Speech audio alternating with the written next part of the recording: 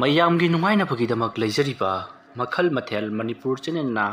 ꯃꯌꯥꯝꯕꯨ ꯏꯀꯣꯛꯅꯣꯅ ꯈꯨꯔꯨꯝꯖꯔꯤ꯫ ꯉꯁꯤꯁꯨ ꯃꯌꯥꯝꯒꯤ ꯉꯥꯏꯍꯥꯛ ꯄꯣꯊꯥꯅꯕꯒꯤꯗꯃꯛꯇ ꯃꯃꯥꯡꯊꯛꯇ ꯇꯥꯍꯟꯖꯈꯤꯕ ꯃꯅꯤꯄꯨꯔꯤ ꯍꯣꯔꯔ ꯁ꯭ꯇꯣꯔꯤ ꯌꯦꯛꯅꯕ ꯃꯔꯨꯞ ꯍꯥꯏꯔꯤꯕ ꯋꯥꯔꯤ ꯑꯗꯨꯒꯤ 23 ꯁꯨꯕ ꯇꯥꯡꯀꯛ ꯃꯌꯥꯝꯗ ꯈꯨꯗꯣꯜ ꯇꯝꯖꯔꯤ꯫ ꯑꯌꯨꯛꯀꯤ ꯃꯇꯝꯅꯤ꯫ ꯈꯣꯃꯩꯗꯨ ꯑꯌꯨꯛ ꯉꯟꯇꯥ ꯍꯧꯒꯠꯇꯨꯅ ꯃꯍꯥꯛꯀꯤ ꯑꯌꯨꯛꯀꯤ ꯇꯧꯒꯗꯕ ꯊꯕꯛꯁꯤꯡ ꯇꯧꯔꯔꯤ꯫ ꯃꯁꯤꯗꯒꯤꯗꯤ ꯉꯔꯥꯡ ꯑꯍꯤꯡ ꯑꯗꯨꯗ ꯁꯣꯛꯅꯈꯤꯕ ꯂꯥꯟ ꯑꯗꯨꯒꯤ ꯃꯇꯨꯡꯏꯟꯅ ꯈꯣꯃꯩꯅ ꯁꯨꯃꯥꯡ ꯊꯦꯂꯣꯡ ꯑꯗꯨꯗ ꯄꯨꯡꯆꯥꯏ ꯆꯥꯏꯔꯤꯕ ꯑꯃꯗꯤ ꯑꯀꯥꯏ ꯑꯇꯣꯏꯁꯤꯡꯗꯣ ꯂꯣꯏꯅꯃꯛ ꯃꯦꯟꯁꯤꯜꯂꯔꯤ꯫ ꯃꯇꯝ ꯑꯗꯨꯗ ꯈꯣꯃꯩꯒꯤ ꯅꯨꯄꯤꯅ "ꯀꯔꯤꯅꯣ ꯇꯧꯔꯤꯕꯁꯤꯕꯣ? ꯁꯨꯃꯥꯡꯁꯤꯕꯨ ꯀꯩꯗꯧꯔꯤꯕꯖꯥꯠꯅꯣ?" "ꯀꯩꯁꯨ ꯇꯧꯕ ꯅꯠꯇꯦ. ꯁꯤ ꯍꯨꯏꯅ ꯍꯦꯛ ꯈꯣꯠꯄ ꯑꯣꯏꯔ ꯃꯥꯜꯂꯦ." ꯑꯗꯨꯝꯅ ꯍꯥꯏꯔꯛꯄꯗ ꯈꯣꯃꯩꯒꯤ ꯅꯨꯄꯤꯅ "ꯍꯨꯏꯅꯦꯅ ꯇꯧꯔꯤꯁꯤꯅꯅꯦ. ꯃꯤꯒꯤ ꯁꯨꯃꯥꯡꯗꯗꯤ ꯁꯨꯡꯈꯣꯠ ꯈꯣꯠꯂꯣꯏ. ꯑꯩꯈꯣꯏꯒꯤ ꯁꯨꯃꯥꯡꯗꯅꯤ ꯈꯣꯠꯇꯣꯔꯤꯕꯁꯦ." "ꯌꯥꯔꯦꯅꯦ. ꯁꯥꯉꯨ ꯉꯥꯃꯣꯛ ꯍꯥꯏꯕꯁꯤꯗꯤ ꯑꯁꯨꯝꯅ ꯇꯧꯕ ꯍꯧꯅꯕꯅꯤ. ꯃꯣꯏꯅꯕꯨ ꯃꯤꯔꯣꯟ ꯈꯪꯗꯕ꯭ꯔꯣ? ꯐꯔꯦꯁꯦ. ꯌꯨꯝꯒꯤ ꯊꯕꯛ ꯇꯧꯔꯨꯔꯣ." ꯑꯁꯨꯝꯅ ꯍꯥꯏꯔꯒ ꯈꯣꯃꯩꯅ ꯁꯦꯒꯥꯏꯔꯤꯕ ꯈꯣꯒꯥꯏꯔꯤꯕ ꯁꯨꯃꯥꯡ ꯑꯗꯨꯕꯨ ꯂꯣꯏꯁꯤꯟ ꯈꯝꯖꯤꯜꯍꯧꯔꯤ꯫ ꯁꯣꯝꯗꯅ ꯀꯨꯟꯖꯣꯗꯣ ꯑꯌꯨꯛ ꯉꯟꯇꯥ ꯍꯧꯒꯠꯂꯒ ꯉꯁꯤꯗꯤ ꯈꯣꯃꯩꯗꯣ ꯈꯪꯒꯅꯤ ꯍꯥꯏꯗꯨꯅ ꯃꯍꯥꯛ ꯈꯨꯇꯨꯝꯁꯤꯡꯗꯨꯅ ꯍꯧꯒꯠꯂꯛꯂꯤꯕꯅꯤ꯫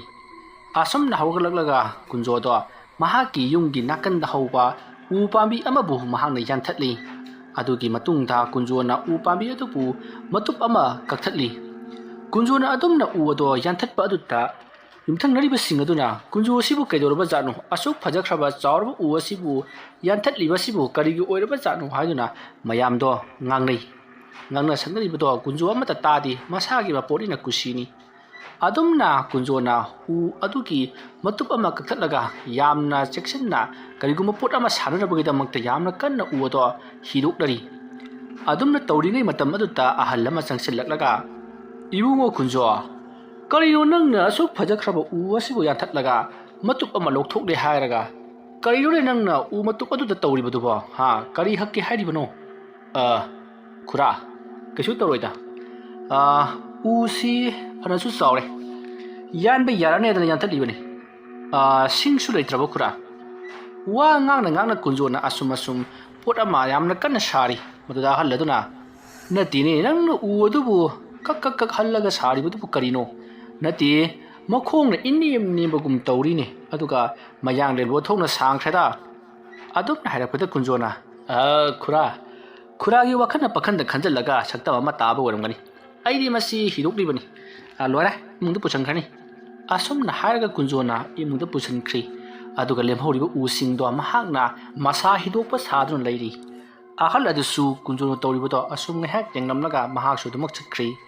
ꯃꯁꯤꯗꯒꯤꯗꯤ ꯀꯨꯟꯖꯣ ꯑꯍꯜ ꯑꯗꯨꯅ ꯍꯦꯛ ꯆꯠꯈꯤꯕꯒ ꯃꯍꯥꯛ ꯏꯃꯨꯡꯗ ꯄꯔꯞ ꯆꯪꯈꯤ꯫ ꯑꯗꯨꯗꯨꯒ ꯃꯍꯥꯛꯅ ꯎ ꯑꯗꯨꯗ ꯍꯛꯇꯨꯅ ꯁꯥꯔꯤꯕ ꯄꯣꯠ ꯑꯗꯣ ꯂꯣꯏꯁꯤꯟꯅꯕꯒꯤꯗꯃꯛꯇ ꯌꯥꯝꯅ ꯀꯟꯅ ꯍꯣꯠꯅꯔꯤ꯫ ꯑꯗꯨꯒ ꯁꯣꯏꯈꯤꯗꯅꯕꯁꯨ ꯃꯍꯥꯛꯅ ꯌꯥꯝꯅ ꯆꯦꯛꯁꯤꯟꯅ ꯍꯣꯠꯅꯔꯤ꯫ ꯑꯁꯨꯝꯅ ꯇꯧꯗꯨꯅ ꯀꯨꯟꯖꯣꯅ ꯌꯥꯝꯅ ꯀꯟꯅ ꯆꯦꯛꯁꯤꯟꯅ ꯍꯣꯠꯅꯔꯛꯄꯗꯨꯅ ꯆꯥꯛ ꯏꯁꯤꯡ ꯆꯥꯗꯅ yamna kuina honorabagi matungda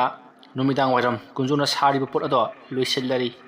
mawong marin kaya thoina tadrabasu kunjona hojik saribasi makuk ani panba karigumba sa makhalamani matam aduta kunjona makuk ani panba asum thabasnadi nungaitise aduba ina heidiba lairon singa sinadi makuk ani panba sa sinatana atopa sa kauthunaba lewa heitabani se adubu aina thagadoriba sa siri namthabada khara wagadoribani aina laiwakna kaina sarga sum thabasida usit thoidaba saradana khomai khangani aina nangonda horen ahing kari toroppa ke haibudu yeng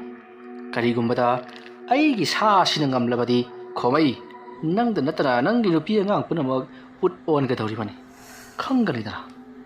asumna khallaga kunjona mahaki thabak adu loreduna mapalanga thorokpadati Sandhya changlakpa matam oduna leramlei matam aduda kunjona is ai ri ngasaidagi masida puning luptuna leiringai numit takhiba khanghodredana katkadaba pulam cheram khara walari amuktabu thirukhige asumna kunjo chagana thakani khangdana khomaida laman khumgadoribani chabi chaitheng pigadoribani haiduna mahak pulam cheram sing thiba amu chakri somdana khomaido yamna section leiri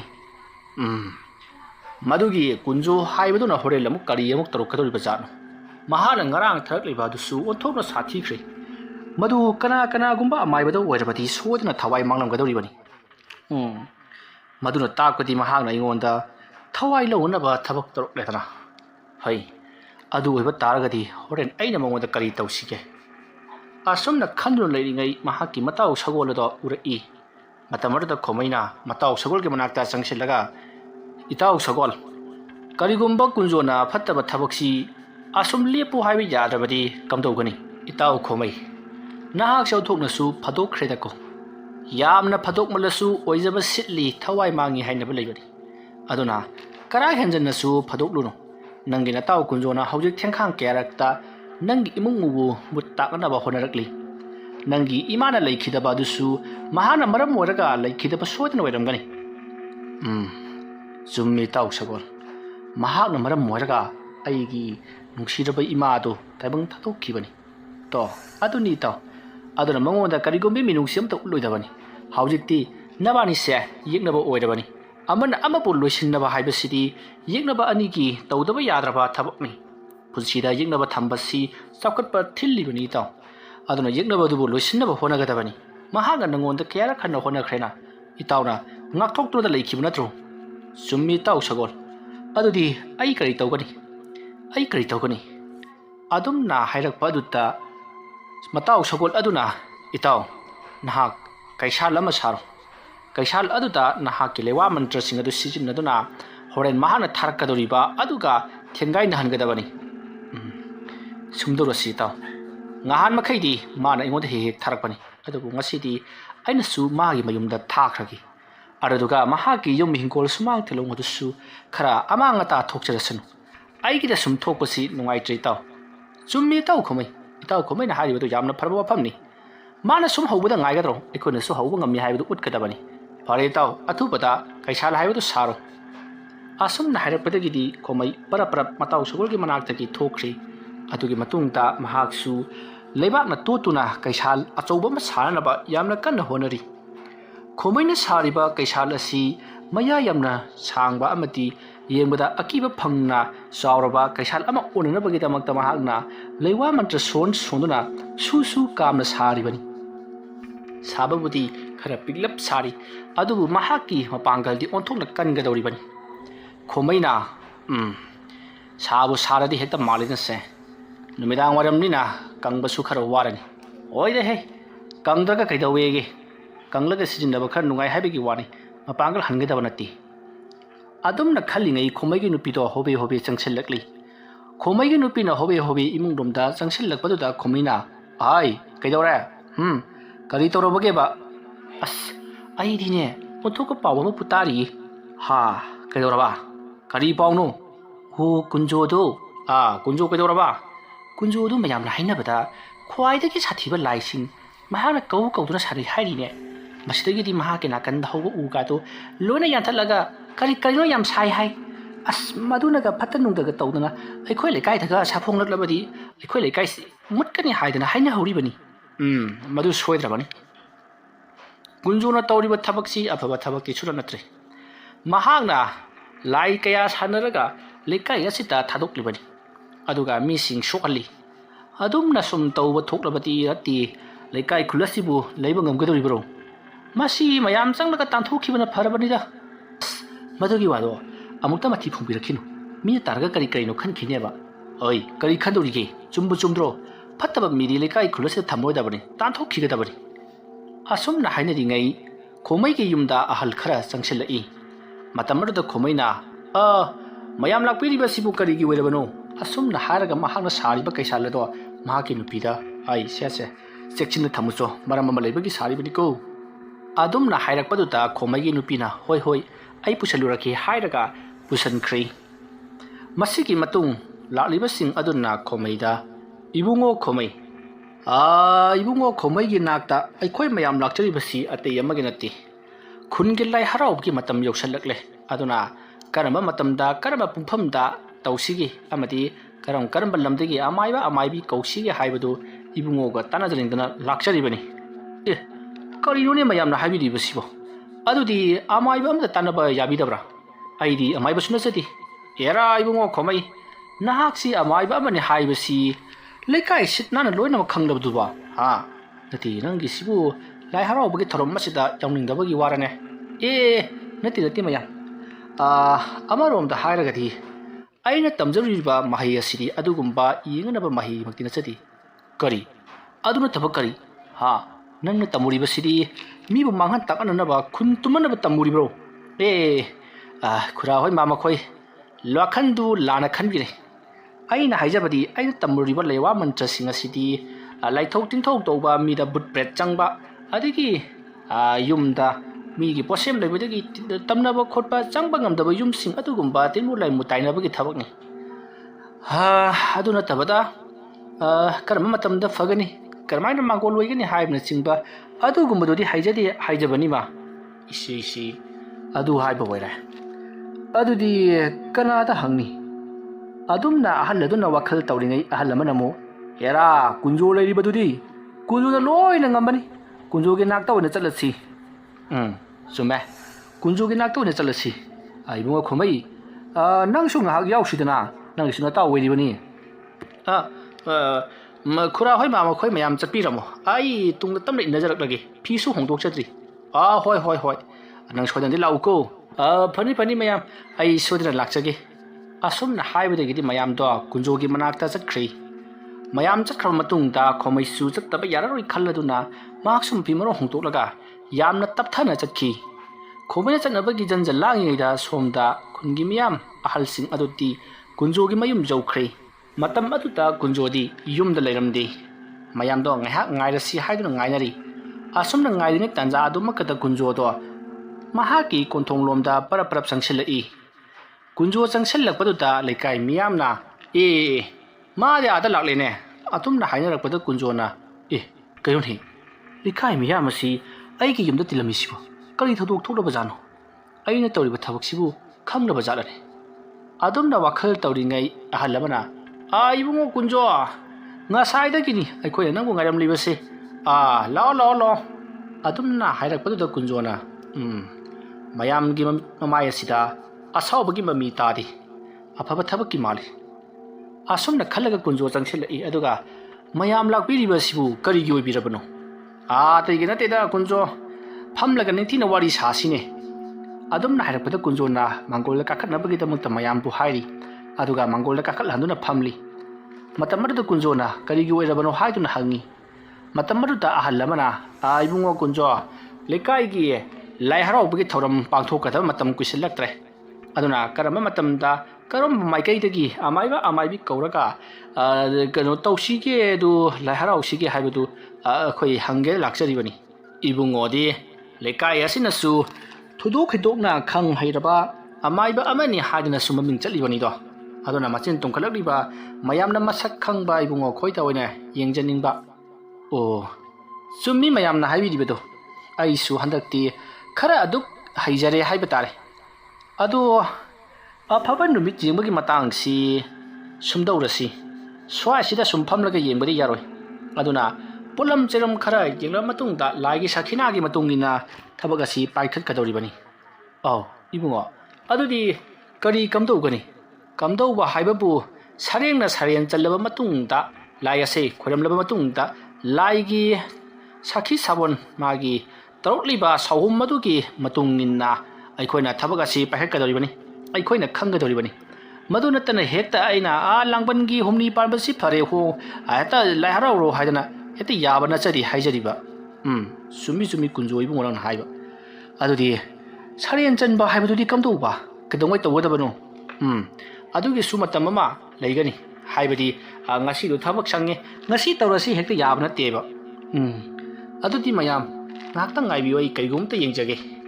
asumna hairaga kunjona laribu mayam sing adugi mamangda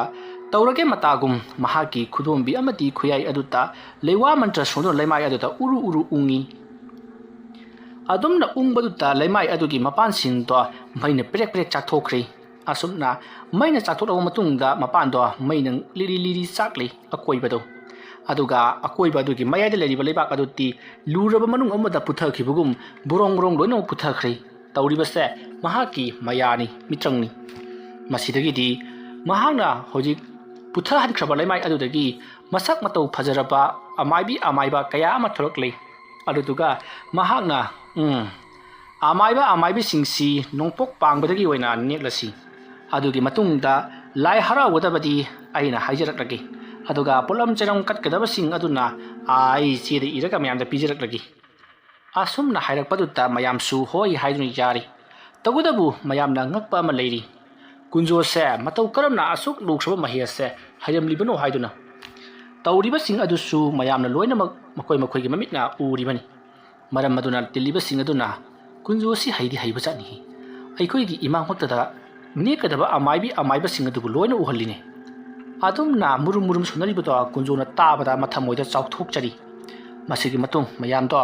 ꯀꯨꯟꯖꯣꯗ ꯑꯣꯟꯁꯤꯟꯗꯨꯅ ꯐꯔꯦ ꯏꯕꯨꯡꯉꯣ ꯀꯨꯟꯖꯣ ꯑꯗꯨꯗꯤ ꯑꯩꯈꯣꯏꯁꯨ ꯑꯃꯨꯛ ꯍꯟꯅꯅꯕ ꯇꯧꯔꯒꯦ ꯁꯔꯦꯟ ꯆꯪꯒꯗꯕ ꯅꯨꯃꯤꯠꯇꯨ ꯀꯝꯗꯧꯕ ꯑꯗꯨꯝꯅ ꯍꯥꯏꯔꯛꯄꯗ ꯀꯨꯟꯖꯣꯅ ꯂꯥꯛꯂꯤꯕ 13ꯅꯤ ꯄꯥꯟꯕ ꯅꯨꯃꯤꯠ ꯑꯁꯤꯗ ꯍꯦꯛꯇꯃꯛ ꯇꯧꯔꯁꯤ ꯍꯥꯏꯔꯤ ꯋꯥꯐꯝ ꯑꯗꯨ ꯇꯥꯕꯗ ꯃꯌꯥꯝꯁꯨ ꯍꯣꯏ ꯍꯣꯏ ꯍꯥꯏꯗꯨꯅ ꯌꯥꯅꯔꯗꯨꯅ ꯂꯣꯏꯅꯃꯛ ꯆꯠꯅꯈ꯭ꯔꯦ ꯃꯈꯣꯏꯅ ꯆꯠꯅꯈꯤꯕ ꯃꯇꯨꯡꯗ ꯀꯨꯟꯖꯣꯅ ꯍꯟꯗꯛꯀꯤ ꯂꯥꯏ ꯍꯔꯥꯎꯕꯒꯤ ꯊꯕꯛ ꯑꯁꯤꯗ ꯑꯩꯅ ꯌꯥꯝꯂꯕ ꯁꯦꯟꯐꯝ ꯑꯃ ꯈꯣꯝꯕ ꯌꯥꯒꯅꯤ ꯂꯥꯏ ꯍꯔꯥꯎꯕꯗ ꯂꯥꯛꯄ ꯃꯤꯑꯣꯏꯁꯤꯡ ꯑꯩꯅ ꯄꯨꯠ ꯄꯦꯠ ꯊꯥꯖꯤꯟꯗꯨꯅ ꯇꯝꯅꯍꯟꯈꯤ ꯃꯗꯨꯒꯤ ꯃꯇꯨꯡꯗ ꯂꯥꯏꯕꯨꯡ ꯑꯁꯤꯗ ꯁꯥꯟꯅꯔꯤꯕ ꯂꯥꯏ ꯑꯁꯤꯁꯨ ꯇꯞ ꯇꯥꯅ ꯉꯥꯎꯍꯜꯂꯒꯦ ꯑꯗꯨꯗꯨꯒ ꯇꯔꯦꯠ ꯁꯦꯟꯖꯥ ꯌꯥꯝꯅ ꯄꯨꯊꯣꯛꯍꯜꯂꯒꯦ ꯑꯩꯅ ꯇꯧꯒꯗꯧꯔꯤꯕ ꯊꯕꯛ ꯑꯁꯤꯗ ꯑꯩꯁꯤ ꯑꯆꯧꯕ ꯄꯩꯁꯥ ꯄꯥꯏꯕ ꯃꯤꯑꯣꯏ ꯑꯃꯗꯤ ꯑꯣꯏꯒꯗꯧꯔꯤꯕꯅꯤ ꯐꯔꯦ ꯑꯩ ꯃꯁꯤꯅ ꯑꯇꯣꯞꯄ ꯋꯥꯐꯝ ꯑꯃꯅꯤ ꯑꯩ ꯈꯣꯃꯩꯗ ꯂꯃꯟ ꯈꯨꯝꯒꯗꯕ ꯂꯩꯔꯤꯕꯅꯤ ꯑꯁꯨꯝꯅ ꯈꯜꯂꯒ ꯃꯍꯥꯛ ꯏꯃꯨꯡꯗ ꯐꯠ ꯆꯪꯈꯤ ꯃꯇꯝꯗꯣ ꯑꯁꯨꯝ ꯍꯧꯈ꯭ꯔꯤ ꯍꯧꯖꯤꯛꯇꯤ ꯑꯍꯤꯡꯒꯤ ꯃꯇꯝ ꯑꯣꯏꯁꯤꯜꯂꯛꯂꯤ ꯈꯣꯃꯩ ꯃꯍꯥꯛꯀꯤ ꯅꯨꯄꯤꯗꯣ ꯇꯨꯝꯊꯈꯤꯕ ꯉꯥꯏꯔꯤ ꯃꯍꯥꯛꯀꯤ ꯅꯨꯄꯤꯗꯣ ꯇꯨꯝꯊꯈ꯭ꯔꯦ ꯍꯥꯏꯕ ꯍꯦꯛ ꯈꯪꯕꯒ ꯃꯈꯨꯠꯇ ꯂꯩꯋꯥ ꯑꯃ ꯁꯣꯜꯂꯒ ꯃꯍꯥꯛꯀꯤ ꯃꯔꯥꯏꯕꯛꯇꯒꯤꯅ ꯈꯗꯥꯡ ꯐꯥꯎꯕ ꯅꯥꯟꯊꯕꯤꯈ꯭ꯔꯦ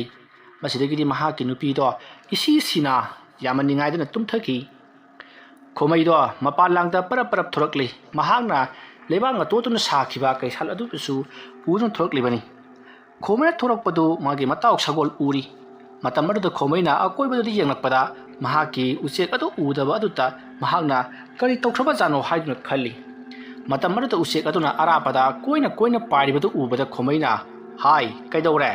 ꯅꯪꯅ ꯑꯗꯨꯛ ꯂꯥꯞꯅ ꯑꯀꯣꯏꯕꯗ ꯄꯥꯏꯔꯤꯕꯗꯨꯕꯨ ꯑꯗꯨꯝꯅ ꯍꯥꯏꯔꯨꯕꯗ ꯎꯆꯦꯛ ꯑꯗꯨꯅ ꯅꯪꯒꯤ ꯅꯥꯀꯟꯗ ꯄꯥꯏꯔꯤꯕ ꯀꯩꯁꯥꯜ ꯑꯗꯨ ꯑꯣꯟꯊꯣꯛꯅ ꯁꯥꯊꯤꯈ꯭ꯔꯦ ꯉꯁꯤ ꯐꯥꯎꯕꯗ ꯑꯗꯨꯛ ꯌꯥꯝꯅ ꯁꯥꯊꯤꯕ ꯀꯩꯁꯥꯜ ꯑꯩꯒꯤ ꯄꯨꯟꯁꯤꯗ ꯎꯔꯛꯇ꯭ꯔꯤ ꯃꯗꯨ ꯀꯤꯕꯗꯒꯤ ꯑꯩ ꯑꯔꯥꯞꯄꯗ ꯄꯥꯏꯊꯣꯛꯂꯤꯕꯅꯤ ꯍꯥꯏꯗꯨꯅ ꯈꯨꯝꯃꯛꯏ ꯋꯥꯐꯝ ꯑꯗꯨ ꯇꯥꯕꯗ ꯈꯣꯃꯩ ꯅꯣꯛꯂꯒ ꯍꯥꯏ ꯀꯔꯤꯁꯨ ꯇꯧꯔꯣꯏꯅꯦ ꯊꯋꯥꯏ ꯍꯥꯞꯇ꯭ꯔꯤꯕꯅꯤ ꯂꯥꯎ ꯅꯇꯥꯎ ꯁꯒꯣꯜꯗ ꯇꯣꯡꯉꯨ ꯂꯥꯎ ꯑꯗꯨꯝꯅ ꯍꯥꯏꯔꯛꯄꯗꯒꯤ ꯄꯥꯏꯁꯤꯜꯂꯛꯇꯨꯅ ꯁꯒꯣꯜ ꯃꯊꯛ ꯑꯗꯨꯗ ꯇꯣꯡꯈ꯭ꯔꯦ ꯈꯣꯃꯩ ꯁꯒꯣꯜ ꯑꯗꯨꯗ ꯂꯩꯔꯤꯕ ꯁꯒꯣꯜ ꯁꯪ ꯑꯗꯨꯗꯒꯤ khara ꯆꯠꯊꯣꯛꯂꯒ ꯍꯧꯔꯤꯕ ꯆꯥꯎꯔꯕ ꯍꯩꯅꯧꯕ ꯄꯥꯝꯕꯤ ꯑꯗꯨꯒꯤ ꯃꯈꯣꯡꯗ ꯆꯪꯁꯤꯜꯂꯛꯂꯒ ꯈꯣꯃꯩꯅ ꯃꯍꯥꯛꯅ ꯁꯥꯈꯤꯕ ꯀꯩꯁꯥꯜ ꯑꯗꯨ ꯇꯞꯅ ꯊꯝꯃꯤ ꯃꯗꯨꯒꯤ ꯃꯇꯨꯡꯗ ꯈꯣꯃꯩꯅ ꯃꯨꯔꯨꯝ ꯂꯩꯋꯥ khara ꯁꯣꯜꯂꯒ ꯀꯩꯁꯥꯜ ꯑꯗꯨꯗ ꯅꯥꯟꯊꯕꯤꯔꯤ ꯑꯗꯨꯒ ꯃꯍꯥꯛꯅ ꯀꯩꯁꯥꯜ ꯑꯗꯨꯗ ꯍꯧꯒꯠꯂꯨ ꯅꯊꯧ ꯄꯥꯡꯊꯣꯛꯂꯨ ꯀꯔꯤꯒꯤ ꯇꯨꯝꯗꯨꯅ ꯂꯩꯔꯤꯕꯅꯣ ꯅꯪꯒꯤꯗꯃꯛꯇ ꯑꯩꯅ ꯌꯥꯏꯐꯃꯪꯒꯣꯜ ꯄꯤꯗꯨꯅ ꯈꯨꯕꯥꯛ ꯈꯨꯗꯨꯅ ꯅꯪꯕꯨ ꯍꯧꯗꯣꯛꯂꯕꯅꯤ ꯀꯔꯤꯒꯤ ꯇꯨꯝꯗꯨꯅ ꯂꯩꯔꯤꯕꯅꯣ ꯍꯧꯒꯠꯂꯨ ꯑꯗꯨꯝꯅ ꯍꯥꯏꯔꯛꯄꯗ ꯈꯣꯃꯩꯒꯤ ꯃꯥꯡꯗ ꯂꯩꯔꯤꯕ ꯀꯩꯁꯥꯜ ꯑꯁꯥꯕꯗꯣ ꯇꯞꯅ ꯃꯍꯥꯛꯀꯤ ꯑꯀꯣꯏꯕꯗ ꯑꯃꯨꯕ ꯃꯩꯈꯨꯁꯤꯡ ꯀꯥꯕ ꯍꯧꯔꯛꯂꯤ ꯃꯇꯝ ꯑꯗꯨꯗ ꯈꯣꯃꯩꯅ ꯃꯊꯧꯗꯤ ꯄꯥꯡꯊꯣꯛꯀꯗꯧꯔꯤꯗꯅ ꯑꯁꯨꯝꯅ ꯈꯜꯂꯒ ꯃꯍꯥꯛ khara ꯍꯟꯇꯣꯛꯏ ꯑꯗꯨꯒꯗꯤ ꯑꯃꯨꯕ ꯃꯩꯈꯨ ꯆꯕꯨꯜ ꯑꯗꯣ ꯑꯃꯨꯛꯇ ꯁꯨꯔꯨꯞ ꯂꯣꯏꯅꯃꯛ ꯀꯩꯁꯥꯜ ꯑꯗꯨꯅ ꯂꯩꯔꯤꯕ ꯃꯤꯇꯝ ꯑꯗꯨꯗ ꯂꯣꯏꯅꯃꯛ ꯀꯨꯡꯁꯤꯟꯈꯤꯗꯨꯅ ꯃꯇꯨꯝ ꯇꯥꯁꯤꯟꯈ꯭ꯔꯦ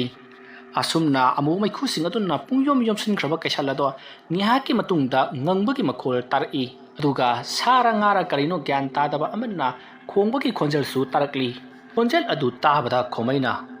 ꯃꯊꯧ ꯇꯧꯕ ꯍꯧꯔꯛꯂꯦ khara ꯍꯟꯗꯣꯛꯇꯕ ꯌꯥꯔꯣꯏꯗꯧꯔꯤ ꯑꯁꯨꯝꯅꯈꯜꯂꯒ ꯈꯣꯃꯩ khara ꯍꯟꯗꯣꯛꯂꯤ ꯑꯗꯨꯒꯗꯤ ꯆꯥꯎꯔꯕ ꯀꯩꯁꯥꯜ ꯑꯃ ꯃꯃꯤꯠꯅ ꯉꯥꯡꯁꯪ ꯉꯥꯡꯕ ꯇꯨꯅ ꯄꯨꯡꯕꯨ ꯃꯨꯔꯒ ꯋꯥꯡ ꯆꯥꯎꯕ ꯇꯥꯕꯗ ꯀꯤꯕ ꯊꯛ ꯅꯤꯛꯂꯕ ꯈꯣꯟꯖꯦꯜ ꯑꯃꯒ ꯂꯣꯏꯅꯅ ꯆꯣꯡꯊꯣꯔꯛꯂꯤ ꯃꯇꯝ ꯑꯗꯨꯗ ꯈꯣꯃꯩꯒꯤ ꯃꯅꯥꯛꯇ ꯆꯦꯟꯁꯤꯜꯂꯛꯇꯨꯅ ꯈꯣꯃꯩꯕꯨ ꯍꯥꯏꯗꯠꯇꯨꯅ ꯍꯥꯠꯂꯒꯦ ꯃꯇꯥꯒꯨꯝ ꯁꯂꯥꯛ ꯇꯧꯔꯛꯂꯤ ꯃꯇꯝ ꯑꯗꯨꯗ ꯈꯣꯃꯩꯅ ꯉꯥꯏꯈꯣ ꯍꯥꯏ ꯅꯪꯕꯨ ꯑꯩꯅ ꯀꯧꯊꯣꯛꯂꯤꯕꯅꯤ ꯅꯪꯕꯨ ꯀꯧꯊꯣꯛꯄ ꯑꯩꯕꯨ ꯍꯥꯠꯂꯒ ꯅꯍꯥꯛꯅ ꯀꯔꯤ ꯀꯥꯟꯅꯒꯅꯤ ꯅꯍꯥꯛꯄꯨ ꯀꯅꯥꯅ ꯊꯥꯕꯤꯒꯅꯤ ꯑꯩ ꯍꯥꯏꯒꯦ ꯃꯨꯅꯇꯥꯎ ꯁꯤꯗꯒꯤ khara ꯆꯠꯂꯒ ꯀꯨꯟꯖꯣ ꯀꯧꯕ ꯅꯤꯄꯥ ꯑꯃ ꯂꯩꯕꯅꯤ ꯃꯍꯥꯛꯀꯤ ꯃꯌꯨꯝꯗ ꯆꯠꯇꯨꯅ ꯅꯍꯥꯛꯅ ꯉꯁꯤꯁꯤꯃꯗꯤ ꯃꯍꯥꯛꯄꯨ ꯃꯇꯤꯛ ꯊꯣꯛꯄ ꯂꯥꯛꯅꯒꯗꯕꯅꯤ ꯉꯝꯖꯔꯕꯗꯤ ꯃꯍꯥꯛꯀꯤ ꯌꯥꯏꯕꯤ ꯂꯧꯒꯗꯕꯅꯤ ꯑꯗꯨ ꯂꯣꯏꯕꯒ ꯅꯍꯥꯛꯅ ꯑꯩꯒꯤ ꯃꯐꯝ ꯑꯁꯤꯗ ꯍꯜꯂꯛꯀꯗꯕꯅꯤꯀꯣ ꯑꯗꯨꯝꯅ ꯍꯥꯏꯔꯛꯄꯗ ꯀꯩꯁꯥꯜ ꯑꯗꯣ ꯌꯥꯝꯅ ꯍꯧꯅ ꯈꯣꯡꯅꯝꯂꯒ ꯈꯣꯃꯩꯒꯤ ꯃꯅꯥꯛꯇꯒꯤ ꯆꯣꯡꯊꯣꯛꯈ꯭ꯔꯤ ꯑꯗꯨꯒ ꯃꯍꯥꯛ amu mai khu chabul ama bong launa kairaga mangki somdana kunjo mahana ngasai sakhiba makok ani panba mayanglen sangbo hui ado mahana maning lomda puduna laklei aduga mahaki hek hek lai sanafam oiba haikru pambi adugi makhongda phamtharaga mahana sariba pot adugi mahakna thawai mi hapkhri matam aduta ngahan makhaidi amu mai khu mayam ma mahaki koibada koipai pairam laga mana sari mitam aduda changbani adubu ngasi ti mai gumna ngangsang ngangdaba maibul kaya pairakli aduga mafam mado parloi matogum mai na ngarang ngarang chakli mai chakli adugi mayaita kunjo phamli bani kunjo mai na wairak kara haina yamna pakhali adubu chakli mai ado mangonda maisa amata phangnamti masidagi di chakli mai ado amukta pulap maibul oina tashallanaba matungda kunjo gi mamang lediba makok ani panba mayanglen sangbo hui adugi yanungda sangkhri masidagi di khang khangaudana purok ningkhai raga manungdagi thudok hendona wang chauraba amuba amati mairi kya loina duna yamna sauna purok ningkhai duna hawgalakli